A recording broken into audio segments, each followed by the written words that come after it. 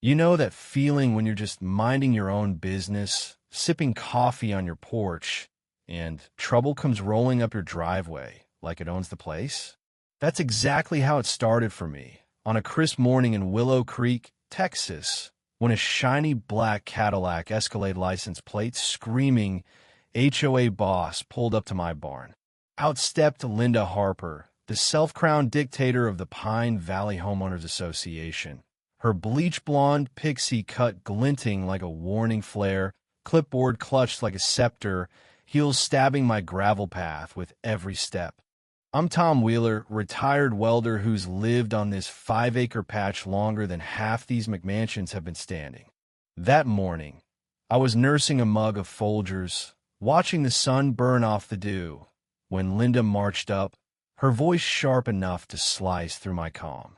"Mr. Wheeler, that eyesore of a tractor's gotta go," she snapped, pointing at Big Rusty, my dad's 1968 John Deere, parked neatly behind my cedar fence, under a tarp, out of sight unless you were snooping. I set my mug down, slow, feeling that old spark of defiance flicker in my gut. "Linda, that tractor's on my land, not your HOA's turf exempted in the '06 zoning clause. You know that." Her lips pursed like she'd bitten a lemon. "The covenants say all visible equipment must match community standards, Tom. That rusty heap's dragging down property values." Property values funny. Coming from a woman whose idea of community was finding folks for unapproved mailbox colors. I built half these houses back when I ran a crew, knew every lot line like the back of my hand, and I damn well knew my land wasn't hers to police. "Send me a formal notice," I said, voice low, "and I'll have my lawyer look it over." She scribbled something on her clipboard, spun on her heel, and tossed back, 72 hours, Tom, or it's gone." Then she peeled out, leaving a cloud of dust and a bad taste in my mouth. Big Rusty wasn't just a tractor, it was my dad's legacy. Rebuilt bolt by bolt with my son, Ethan, after my wife, Sarah, passed from leukemia 4 years ago. Every turn of the wrench was us piecing ourselves back together, holding on to something solid when life felt like quicksand. Linda didn't see that she saw a threat to her perfect little suburban empire. My land got roped into the HOA when Pine Valley expanded. No choice, no vote, just a city council pen stroke that swallowed my freedom. I'd fought it then, but a widower with a kid and medical bills doesn't win against bureaucrats. Now, Linda was coming for the one thing that still felt like mine, and I wasn't about to let her roll over me. 2 days later, while Ethan and I were grabbing feed at the co-op, they took it. We got back to find tire ruts gouged across my side yard, the tarp gone, cinder blocks toppled, and Big Rusty vanished. My heart pounded like a sledgehammer. Ethan, 19 and sharp as a tack, pulled up our security cam footage on his phone. There was 2 guys in a no-name tow truck, hauling our tractor like it was scrap, and Linda, in her signature navy blazer, standing there nodding like she'd won a war. No notice, no letter, just straight-up theft. "This ain't legal," I growled, flipping through years of HOA papers, nothing about a seizure, not a single warning. Ethan zoomed in on the tow truck's plate, muttering, "I'll track him." I wanted to call the sheriff right then, but something told me Linda had this rigged, some loophole she'd exploit to make us look like the bad guys. Ethan looked up, his eyes burning with that same fire I had at his age. "We don't fight our game, Dad. We play ours." I raised an eyebrow. "What's that mean?" He grinned, that sly grin Sarah used to love. I'm thinking her fancy Cadillac might look better as a tractor.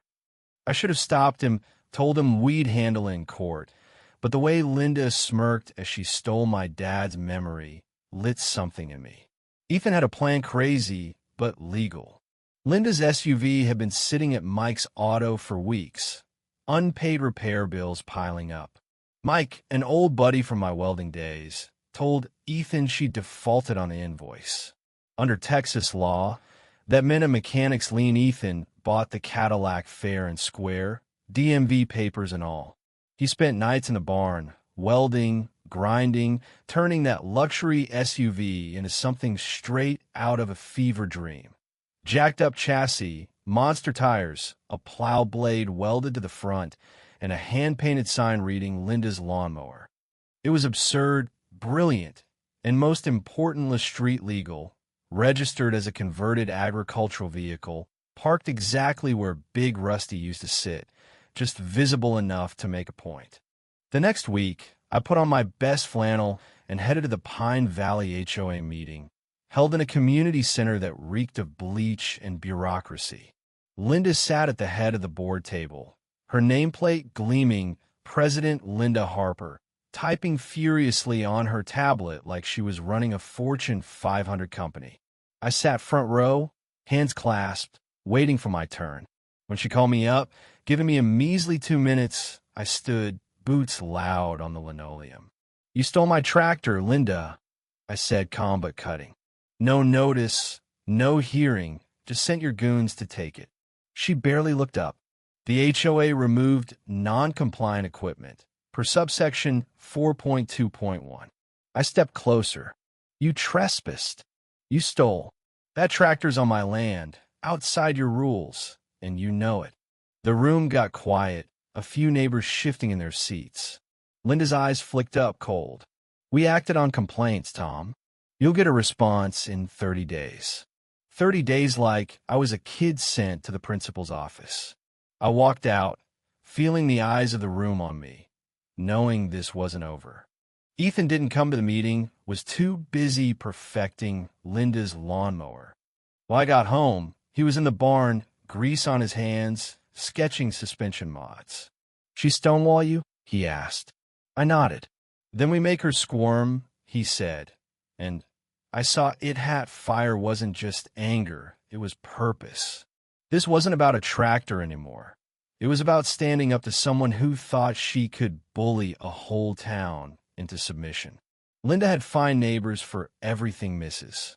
Carter's wind chimes, Mr. Lopez's flagpole, even kids' chalk drawings. She wasn't just after me. She was after control. The morning Ethan rolled out the converted Cadillac, I nearly choked on my coffee. It was a monster high on tractor tires, painted olive green, with a slow vehicle triangle bolted to the back and a laminated HOA bylaw clipped to the side, highlighted to show it broke no rules. We parked it right where Big Rusty used to be, just enough in view to twist a knife. By 9 a.m., Linda was there, storming across my yard, clipboard swinging like a battle axe. "What the hell is this, Tom?" she hissed, pointing at the beast. I leaned against the porch rail, casual. "Morning, Linda. That's a registered vehicle, legally mine, bought through a mechanic's lien. Want to see the papers?" Ethan stepped up, offering a binder stuffed with permits. She swatted away, face red. "This is harassment. You've defaced my car." Ethan didn't blink. "Funny, you didn't mind defacing our tractor." She snapped photos, muttering about lawsuits, then stormed off, heels kicking up dirt like a retreating general. That afternoon, we emailed every neighbor in Pine Valley, using an old HOA directory Linda had accidentally leaked.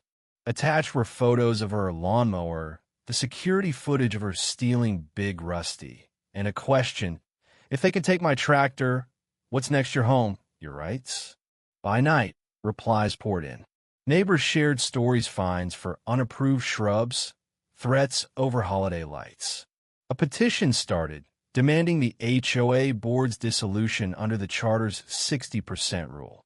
Within days, it had 40 signatures, then 65. Linda fought back, going door to door, ranting about our rebellion. But someone recorded her meltdown and posted it online. It went viral in our little forum, her voice cracking as she called our tractor a weaponized eyesore. The town started laughing, then questioning, and her grip started slipping. Then came a knockout punch. A neighbor, Sam, a quiet guy who worked in city records, dug up dirt. Linda had funneled $20,000 in HOA funds to her brother's landscaping company for a gazebo that cost half that. He sent the proof to the city, triggering an audit. Days later, a sheriff's deputy, an old friend named Carl, showed up to inspect the lawnmower. He flipped through Ethan's paperwork, chuckling. "You'll build a tank," and called it tractor. No laws broken here. Linda, watching from her window, stormed out, demanding a tow. Carl just shrugged. "It's legal, ma'am. Call us again, and it's a fine for false reports." A city inspector followed, found nothing wrong, and even complimented Ethan's welding. Linda's fake complaints, zoning violations. Fluid leaks fell apart when a surveyor confirmed my land was mine, free and clear. The city hearing was electric. The room was packed, neighbors with folders, photos, old finds, all ready to bury Linda. I spoke first, voice steady but raw. "My name's Tom Wheeler. My land's been mine for 30 years. Linda stole my tractor, my dad's legacy, without a shred of process. She tried to bully us, scare us, but we're done." Ethan showed the permits, the fake citations, the survey maps. Then neighbors stood one after another, sharing stories of Linda's tyranny. Fines for kids' toys, threats over garden gnomes. Sam dropped the bomb. Proof of her embezzlement. The council voted, almost unanimous, to dissolve the HOA board. Linda's face went pale, her lawyer sweating through his suit. She stood, shouting about a witch hunt, but no one cared. Her reign was done. The next day, Big Rusty came home on a flatbed, scuffed but whole. I touched its hood, feeling Sarah, my dad, all of it still there. Neighbors stopped by not to fight, but to build. Sam offered to oversee finances. Mrs. Carter wanted to rewrite the bylaws. Ethan ran for the new board and won, promising fairness, not control. We held a barbecue that fall. No permits, just music, kids climbing on Big Rusty, and a bonfire that felt like freedom. Linda's house stayed dark, her Cadillac long gone, her power just a memory. But here's the thing, people like Linda don't vanish. They scheme, wait, come back with new clipboards, new rules. We won because we stood together, but what about next time? When's the last time you had to draw a line for what's yours? Drop a comment. Tell me your story. Have you faced an HOA bully? A neighbor who thought they owned you? Let's keep this conversation going, because out here in Willow Creek or wherever you are, some fights are worth having, win or lose.